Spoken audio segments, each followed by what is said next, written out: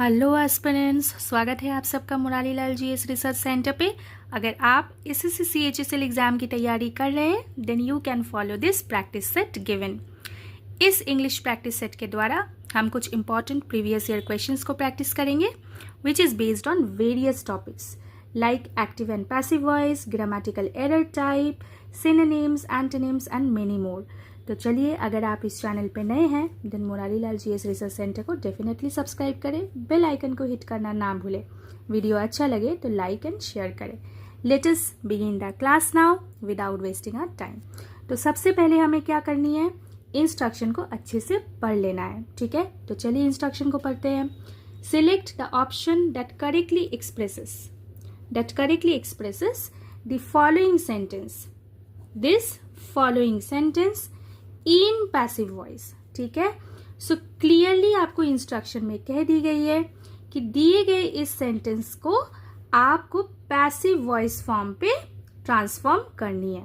Clear? तो उस हिसाब से हमें क्या पता लग रही है कि this given sentence is in active voice. It is as simple as that, it is as clear as that.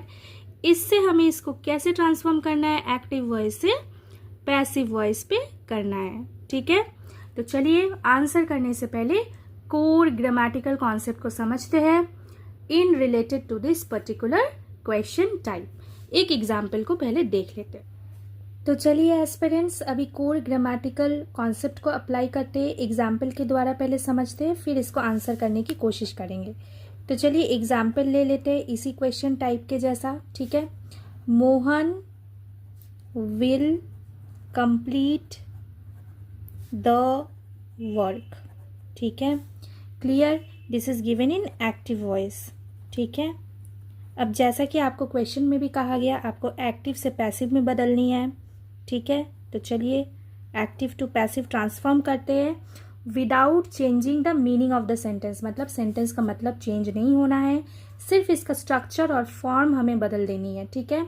तो देखिए, स्ट्रक्चर और फॉर्म को बदलने के लिए जिस रूल को हम लोग अप्लाई करेंगे उसे रिवाइज करते हैं। This is subject, clear. This is verb and tense. Tense किस फॉर्म में है, simple future, simple future tense, ठीक है। Will complete the work, object. अब इसे पैसिव में चेंज करना है तो एक्टिव में जो ऑब्जेक्ट है वही पैसिव में क्या बन जाएगी, सब्जेक्ट, ठीक है। तो the work becomes subject here, clear. अब इसके हिसाब से हमें या तो शैल नहीं तो विल को अप्लाई करना है, राइट। तो हम लोग यहाँ पे विल को अप्लाई करेंगे, द वर्क विल। फिर हम लोग बी फॉर्म के बी को अप्लाई करेंगे, ठीक है। फिर इसके साथ हम लोग V3 फॉर्म को अप्लाई करेंगे। कंप्लीट का V3 फॉर्म क्या है, completed, right. By subject of active becomes object of passive, तो यहाँ पे बाय मोहन, ठीक है। I hope this is clear, absolutely clear to you all. तो चलिए अभी आंसर को देखते हैं कि आंसर क्या बन रही है। कोर ग्रामर कॉन्सेप्ट को रिवाइज करने के बाद अब क्वेश्चन को देखते हैं। The child will recite the poem. So this is given, this is the question. इसका आंसर करते हैं पैसिव फॉर्म पे, ठीक है। तो the poem become subject, will be to be added, V3 of recite is recited by the child, ठीक है। This becomes the answer। तो चलिए अब ऑप्शन को देख लेते हैं। The poem will be recited by the child, so this is the correct answer। अब इस क्वेश्चन को देख लेते हैं। This is the question on antonym। आपको क्या करनी है, गिवन वर्ड है मेगर, इसका एंटोनिम आपको पता करना है फ्रॉम द गिवन ऑप्शंस, ठीक है। सो मेगर का क्या मतलब है, too small in amount, okay, too small in amount, बहुत कम, ठीक है। मतलब जो आपको आइडिया क्या देती है, it is giving idea about, means scanty, right, scanty, okay, इनएडिक्वेट, ठीक है। फिर आपका आइडिया हो रहा है स्पार्स, ठीक है। तो ये सारे ही वर्ड्स इसके आसपास है, मतलब सिमिलर टाइप है, ठीक है। तो मेगर मतलब अगर कम, ठीक है, मतलब इनएडिक्वेट, स्पार्स स्कैंटी होती है, तो इसका एंटोनिम, एंटोनिम मतलब आपको फाइंड आउट करनी है ऑपोजिट, राइट। तो इसका ऑपोजिट वर्ड क्या हो सकता है, मतलब जो बहुत ज़्यादा हो, एडिक्वेट हो, ठीक है ना, या फिर आइडिया क्या देती हो, मोर देन इनफ, कुछ ऐसा। तो देखिए यहाँ पे आप चारों वर्ड्स जब देखेंगे तब आपको एक ही वर्ड मिलेगी, वो है जेनरस। जेनरस के आसपास कौन सी वर्ड जाती है, अबांडेंस, ठीक है, बाउंटीफुल। तो ये हमें क्या आइडिया देती है, मोर देन इनफ, ठीक है। Abundance, bountiful, more than enough को सेंस कराती है, तो इस हिसाब से जेनरस बिकम्स आवर आंसर, ठीक है। These are wrong options. Clear. Let us move to the next question. सवाल पढ़ने से पहले इंस्ट्रक्शन पढ़ना बहुत ज़रूरी है। The following sentence has been split, ठीक है। देखिए स्प्लिट कर दिया गया सेंटेंस को into 4 segment, this is segment 1, segment 2, 3 and 4, 4 segments. Clear. Identify आपको करना है द सेगमेंट, ऐसे एक सेगमेंट को आपको आइडेंटिफाई करना है that contains a grammatical error, ठीक है। तो ग्रामेटिकल एरर वाले सेगमेंट को तो हम लोग ज़रूर आइडेंटिफाई करेंगे, लेकिन ग्रामेटिकल एरर क्यों है इसका आंसर भी हम लोग करेंगे, ठीक है। Babbal is a oldest member in our black ice club, ठीक है। So this is given. अब यहाँ पे क्लू है, क्लू क्या है, ओल्डेस्ट, ठीक है।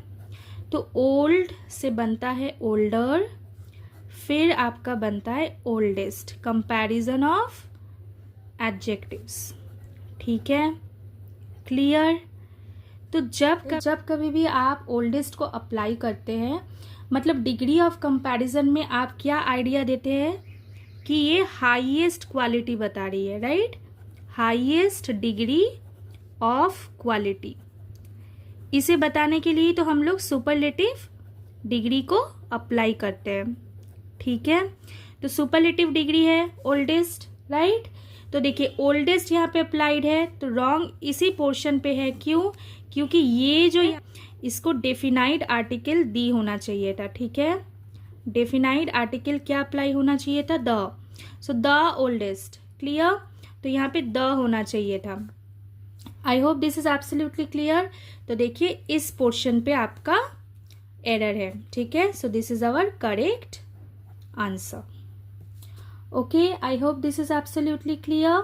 चलो let us move to the next question. अब देख लेते हैं इस क्वेश्चन को एस्पिरेंट्स।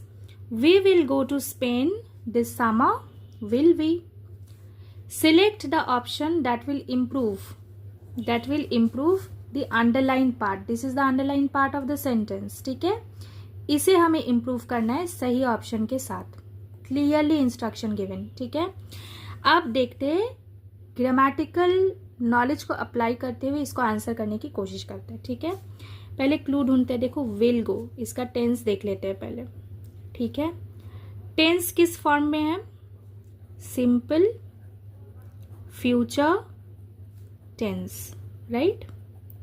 विल गो, अब विल गो जो अप्लाइड है, देखिए यहाँ पे कोई नेगेटिव फॉर्म नहीं है, विल नॉट गो है, वोंट है, नहीं।